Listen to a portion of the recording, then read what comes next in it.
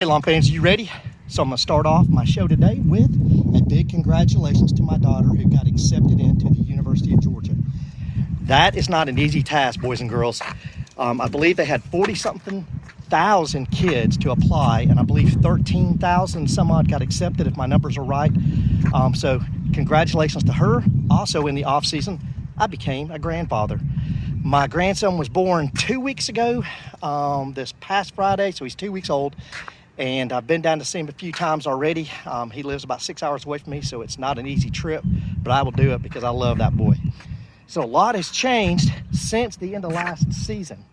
If you guys follow my channel, number one, do you know I do not promote products. I do not sell anything to you guys. I do not give you the names of anything. I'll tell you what's in them and tell you to go do your research and go out and take a look at them. I preface all that by saying I burned my yard. Why did I burn it?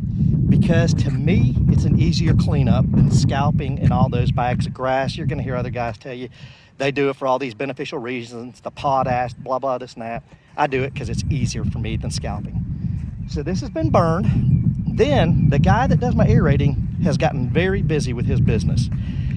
So he told me he had to get out early this season to do my lawn. How early, I did not realize until he came this past week, which is early March, well, mid-March. So my lawn, before it's fully out of dormancy, has been aerated.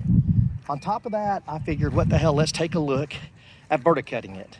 Now, if you don't know what a verticutter is, I'm gonna show you a machine here and show you what it does. All right, this is the bottom of it. And as you can see, these tines turn like that. They slice into the lawn versus, say, a rotary mower which spins around and chops the grass, or a real mower which has blades going all the way across and cuts it like this. Okay, so I did that two different ways. And why did I do that? Because I want to open the lawn up, let oxygen get down in it, cut the old runners so that new runners will start to form. But then once I feel like they need to be chopped up, then I'll be doing this again. I will probably verticut this thing, I know, once a month this entire year. I've got a putting green over here that I'll do more than that.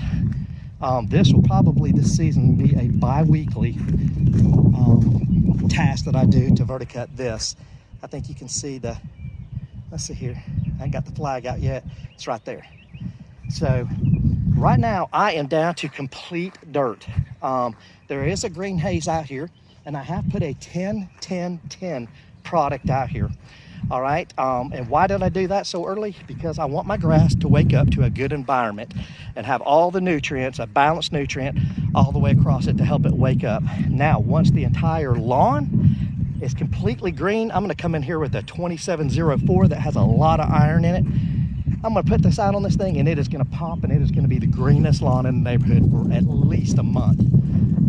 And that is one good thing about burning it, is you'll have the greenest lawn in your neighborhood before anybody else. So it gives you a longer season. And that's pretty much it for right now. So I've been out here and I verticut this. There's a lot of wind coming in, so I hope you can hear me. I verticut this two different ways. I'm gonna pick it up with the rotary, and then I'm gonna clean it up with the real mower, and then we're aces. And just wait for this whole thing to turn green and the season to kick in. That's it, Bermuda Brian, out. Okay, lawn fans, you ready? So the cleanup is done. I got out here and verticut this, rotary cleaned it up, and then reel cleaned it up, reel mower cleaned it up. You can't really tell right now because the sun is coming down, but there will be a green haze on this thing by the end of this week. It's gonna look pretty nice. So my process was I burned it a couple of weeks ago because that's the easiest process for me. Then I came back and gave a cleanup round to it with both the reel and rotary. Then my aerating guy came in a lot early this year and aerated this thing. So I just decided that I was gonna bust those cores up in the ground and then come back and verticut this whole thing and clean it up just to get it ready for the spring. It's got a 10-10-10 fertilizer already out on it to help give it some nutrition when it's coming out of dormancy, which it is. So that is the process for right now. It is, I don't know, I think it's around March 18th, 19th, somewhere in that ballpark.